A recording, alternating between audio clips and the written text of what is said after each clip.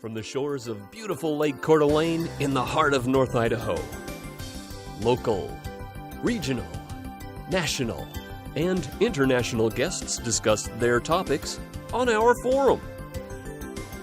The North Idaho College Public Forum.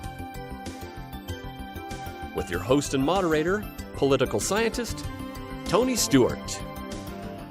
We are most pleased to bring another week of our series, Journey Through 20th Century America. As our viewers have known, for a number of weeks we've been dealing with this topic. It was a special symposium at North Idaho College during the 1999-2000 academic year. On today's program, we have three people that are very famous from history that are with us, and we welcome them back to, or actually forward to, our time in the year 2000. Our first guest is Dr. Joseph Fletcher.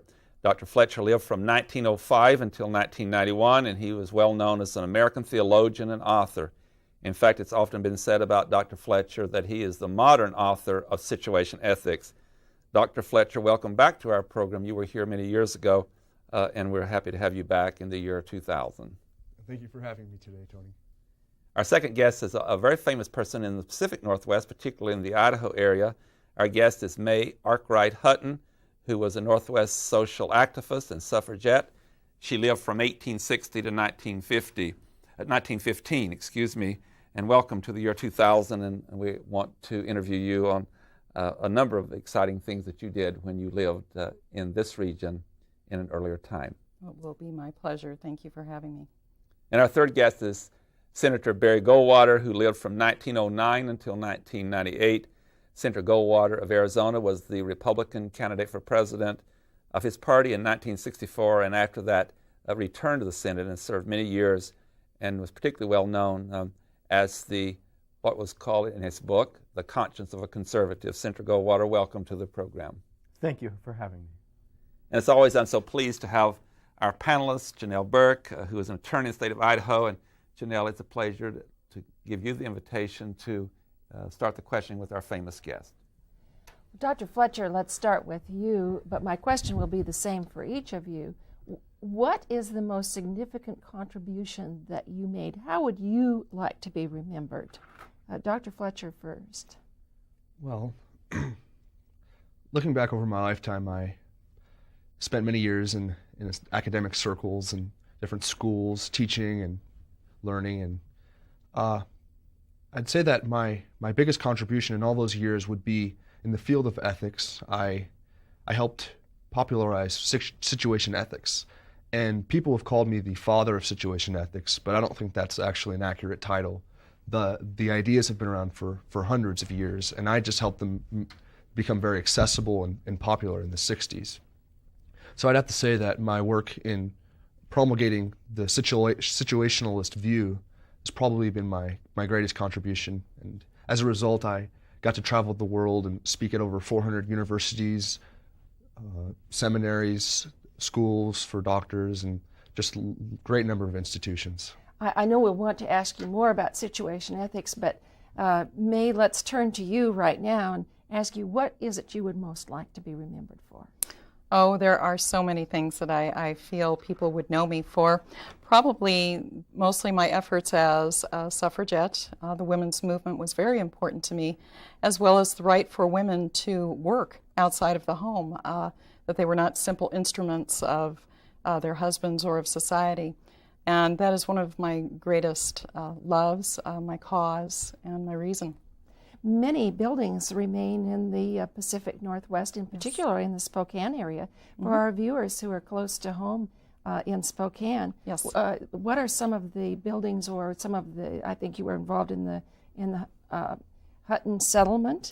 Yes, the Hutton settlement actually was completed after my death. It was completed in 1925, but my husband Al and I, it was our dream, as we were both orphans. And we wanted to help those orphan children that were so astoundingly numerous at our time. And Senator Goldwater, what would you like to be remembered for? I believe my most significant contribution was defending the concept of liberty. It appears in many political debates that there is always a conflict between liberty and oppression by the state. And I've always been a defender of the individual liberties that this country protects. I believe sometimes that has been eroded in the past, and I believe by continually advocating in defense of liberty that we have seen a shift in the modern political debate to compensate for that, and I believe the modern conservatives now have a greater respect for liberty than they may have before I was prominent in the political arena. Thank you. I want to get into some rather substantive issues. Fortunately, I've had the opportunity to read some of your works and know a little bit about your history, and we take this opportunity to share that with our viewers in the modern time. Dr. Fletcher, I shall start with you. You are the author of a book called Situation Ethics. You're the author of a number of other books. Right. You were a professor. You were an expert on bioethics and medicine and ethics. You also chaired Martin Luther King Jr.'s PhD committee. You have to have a committee when you get your doctorate. And so you've had a remarkable experience. You entered the debate oftentimes, I'm sure, between legalism and situation ethics. Mm-hmm. What is if it's my understanding that you have one basic principle that you think governs all ethical decisions, and what is that principle? Well, Tony, it's great that you asked that, because I would say that the most salient point of my ethical perspective, situation ethics, is that love is the only absolute, and love is the only norm for decision making, and it is the only intrinsically valuable thing in life. Everything else has extrinsic value, whether it be honesty or chastity, so on. Love, as I wrote about in my book Situation Ethics, is I derive it from the New Testament, and I place emphasis on Jesus' calls for people to love God and to love others. And essentially, though, my work is humanistic, and you don't have to have any religious affiliation to recognize that the greatest. In other words, you're indicating that both religious and non-religious people could live their life by this principle that you're obligated to do the most loving thing in every situation. Mm-hmm. Then could you make a decision on what to do until you knew the details of the situation? That would be the other half of the coin. Situation ethics is also an end-centered view, or the philosophical term would be teleological, and that means that the ends justify the means. Now, the best way to describe the entire formula would be that the indicative of the situation, what the particular aspects of the situation, plus the imperative, which would be love, equals the normative, what someone has to do within a particular situation. So you're right in pointing out that the two parts to the formula are love and the situation. So you even disagreed with your most famous student at times. He was a pacifist and believed in nonviolence, and you would say that under certain circumstances, violence would be justified to create something like the American Revolution? Yes, actually, the context in which Luther was acting, he wasn't faced with extreme circumstances that some other people have been in the past. An example would be Dietrich Bonhoeffer, who in Nazi Germany, though considered himself a pacifist, he actually tried to assassinate Adolf Hitler. He was involved in a plot. He was caught, unfortunately, and it led to his death. When Luther was protesting, he wasn't facing any tyrant or totalitarian regime. So, in himself saying that nonviolence was an absolute and in all times was what was demanded of all people in all places, I had to disagree with him, just looking back at the American Revolution, looking back at Nazi Germany. Thank you. I wish we had time to pursue that further. So you would indicate that if one told the truth, not tell the truth, it would depend on what would be demanded in that situation, what's most loving, that you might lie to save, for example, someone's life, those kind of things. Miss Hutton, you have even become better known almost after your life ended. As I've interviewed individuals, I've thought of you as a suffragette. You died in 1915 before women got the right to vote in 1920. Mm-hmm. Would you share with us what you think some of your most basic philosophical positions were on the injustices that you felt that are or were you as active as, say, Susan B. Anthony in trying to correct those injustices, or were you just such a strong person that through your own experiences in life, you became a model and example? Now that you can look over almost a century that you didn't live, most of the 20th century, give us your wisdom about how you perceived what you did with now. Well, I would perceive myself to be as high in standing as my sisters in the movement, especially so in the Pacific and Inland Northwest. I was an invited speaker to numerous, not your typical tea parties, I'll tell you, but they were definitely active groups of political women who put sometimes their life on the line to get this right to vote, to be women of power and presidents. As far as for now, I would hope that my sisters continue that active movement, that all people have the right as well as the desire to place the vote, because so many of us work so hard in order to gain that vote. I would say that, yes, I find myself to be an important woman in the Inland and Pacific Northwest especially. You were so successful in the economic world, too, in business. Yes. How would you react to the fact that you left a very significant mark on this area? Was that blazing a trail for other women who would enter the economic world at a later time? Oh, I do hope so. I do hope so. I would say that I was a model for many young women, especially who came to know Al and I. We sponsored many young women and young men in the Inland Northwest. We certainly made a mark with our money, and the money that we left that still to this day supports the Hutton settlement. And I'm very proud of my stand on women's right to work. And finally, it is my understanding that in the year 1903, you had the great honor of welcoming President Teddy Roosevelt to Wallace, Idaho. And, yes, I did. And I believe 10,000 people showed up for his appearance and his speech. And at the end of that, what did you do, you and your husband, for the president? Well, we held a high tea, and we basically hosted the president. I do realize at that time that I was somewhat out of favor with the president because I did not totally agree with his views on the war. And so have I answered your question? It was a social setting that was pleasant but with a little tension. I'd say yes. For our viewers in our Chautauqua format now, we're saying that you're going to return in August of the year 2000 to Wallace, Idaho. And I will be making another visit. And yes. a high tea for the returning president, Teddy Roosevelt. Yes, we'll see if our understanding is now there to my advantage. The Wallace Festival will have you to do that. Yes. Senator Goldwater, a real interesting parallel with you and President John Kennedy. Both John Kennedy in Massachusetts and you in Arizona both won in upsets in 1952 to the U.S. Senate. You beat the Democratic leader, and he beat Senator Lodge from Massachusetts. And you both served in the Senate for 8 years until 1960 when he became the president. And then you were on your way to the nomination in 1964 to run against President Kennedy when the tragic assassination took place. I say that to say this. It seems to me that your two careers paralleled in many ways.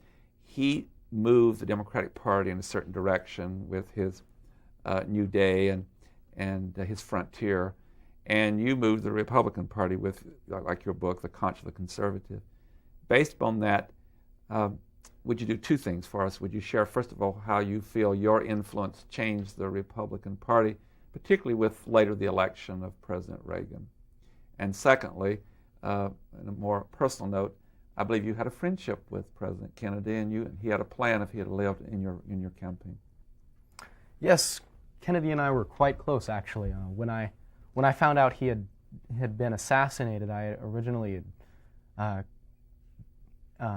just almost dropped out of the race. Things weren't going well. I wasn't sure what I should do, and I was really disheartened because he was such a great leader.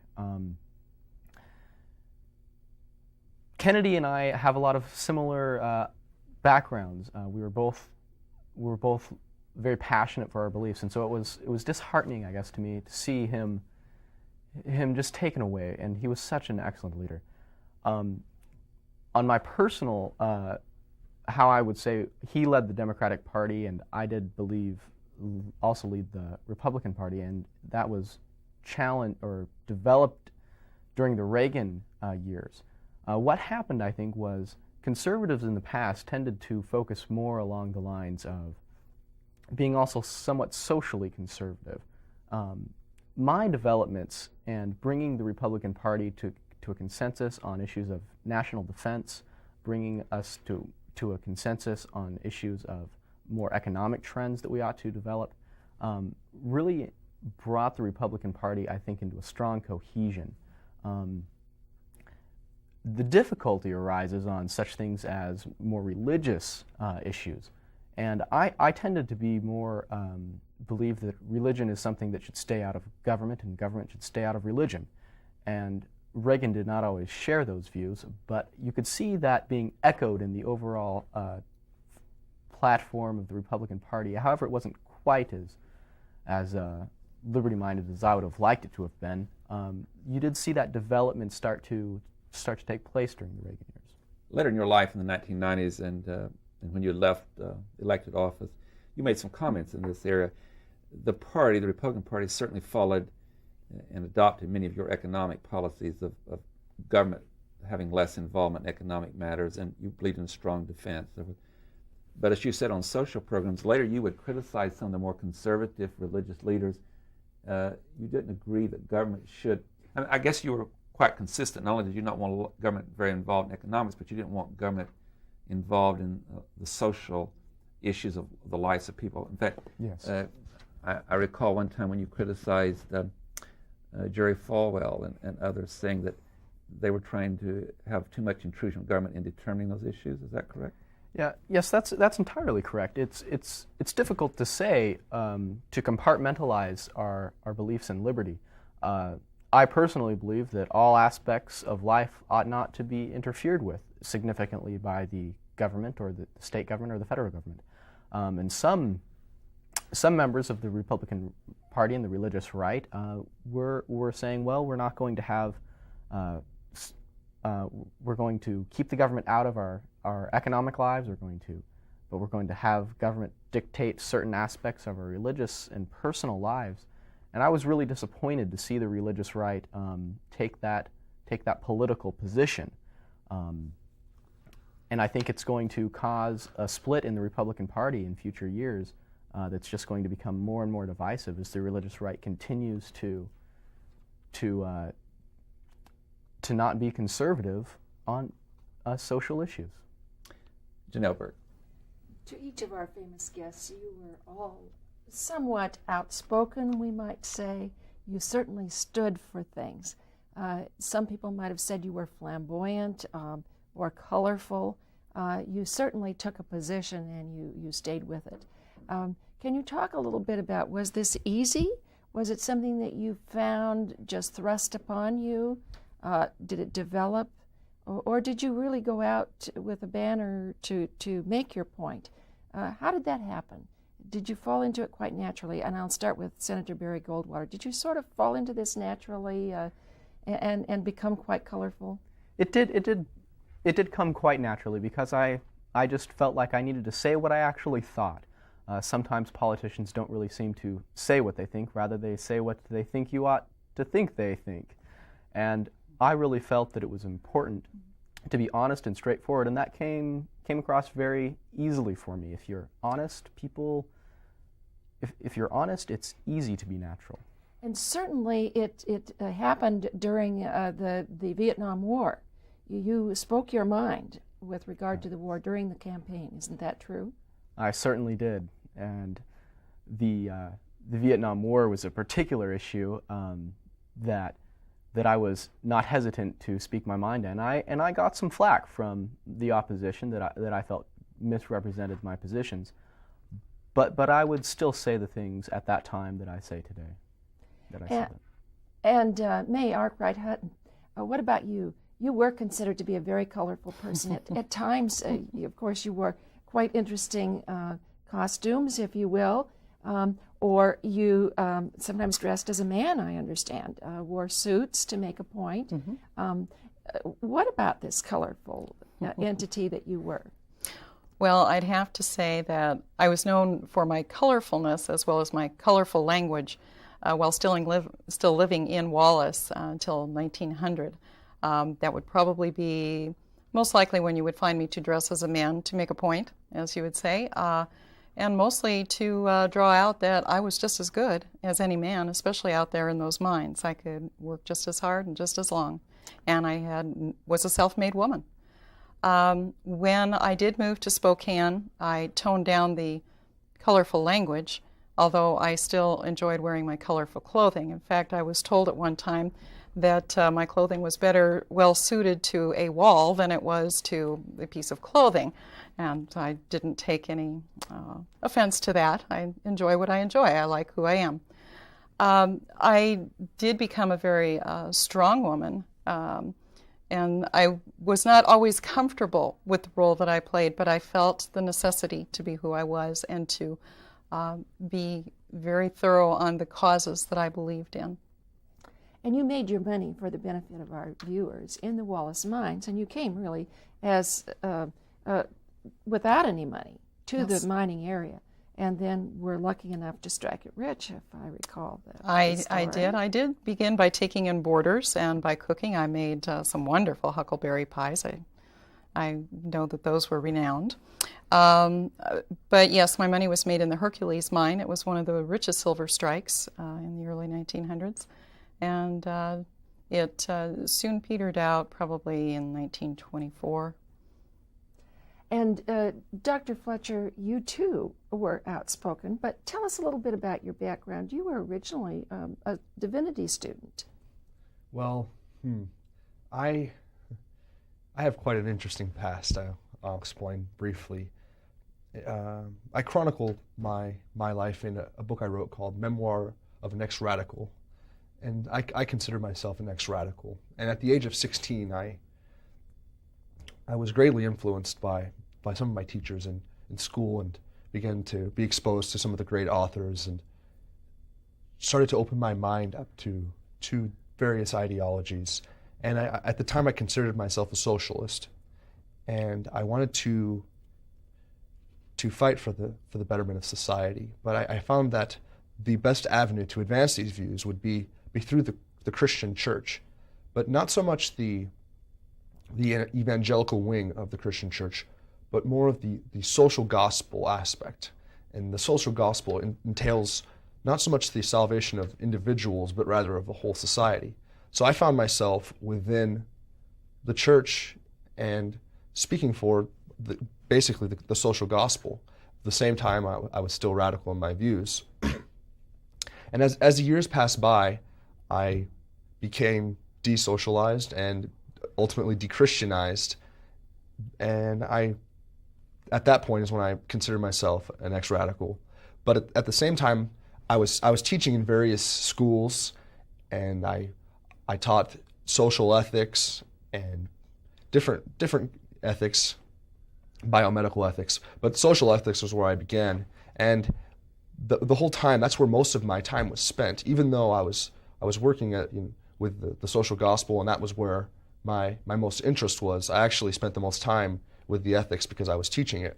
And as a result, I began to formulate situation ethics and became very controversial, especially within religious circles. Because it was cloaked in Christian rhetoric, the work that I put out in 1966, Situation Ethics, The New Morality, received much criticism from many different religious people. I'm going to have to cut it off at that point. I really hate to do that, but I do want to take just a little time that we have left to let people know who you are. And I have a question to ask each of you. First of all, I will introduce who's been playing Dr. Joseph Fletcher. It's Chris Porter. And Chris is, as you can tell, a very bright student at North Idaho College. Very briefly, Chris, after playing this famous individual in this Chautauqua format, what has it meant to you in about 30 seconds? How's it affected you? Wow. I learned about the complexity of people, for one thing. People aren't just what they said and what they believed and what they wrote, that there's so many idiosyncrasies of every person that sitting here today, I feel like I'm doing probably no justice to the man who I'm portraying. And so that's A very interesting aspect of Well, what you I've worked learned. very hard and you read much, and so it has affected you in many ways, hasn't it? About making these presentations helps one become more extroverted in presenting ideas, whatever they might be. And I should tell our viewers, too, that you often portray people that you may or may not agree with. Our next guest is Sherry Bates, who is a colleague at North Idaho College that played May Arkwright Hutton. She is in the Human Resources Office, is one of our staff people there. Sherry, what has all this meant to you?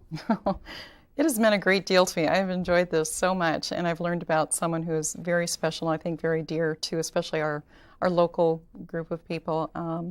I think that the impact that May's life has made on me is the benevolence that she showed to all people of all character. And as you do that, do you take some of that into your own life and how you're such a wonderful person? I've known you a long time, but does it give you some more strength or courage to do certain things? Sometimes maybe things I shouldn't say or do. No, I'm not May right now. Well, you can always use that when the Yes. occasion arises that justifies Oh, sorry, I it. slipped into May for a moment. Yes, that's a great way of dealing with it. And our third guest is Dan Scheckler, who's the president of the Associated Students at North Idaho College at the time we were taping the program. It'll air this summer, who also did Senator Barry Goldwater. Dan, this is your second year.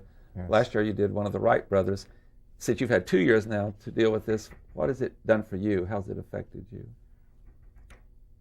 I think it's affected me in the way that it's like I'm sorry, Chris was saying, you really understand the complexities of the person that you're dealing with. And Barry Goldwater was such a colorful, energetic person that I really got this passion inside of me to be true to myself like he was true to himself. And I think that's what's had the most significant aspect of me as well. I just felt a compelling need to be real, like Barry Goldwater was real in who he was. And so, as you look at the political world today, you can take some of his ideas and all, and in some way affect the process. Well, we've been doing this for 5 years now. The series has been going for 30 years, but for the last 5 years, we've been doing Journey Through Time, we call it, and many famous people have been played. And this particular year that you were on the program, we were dealing with Journey Through 20th Century America, and we very much enjoy the fact that you've been here with us, and I also want to publicly say thank you for all the work you've done over the last few months. Ladies and gentlemen, I know you've enjoyed these guests, and we invite you to be with us again next week at this same time, and we will yet interview some other famous people. Until then, please have a good week. I am Tony Stewart.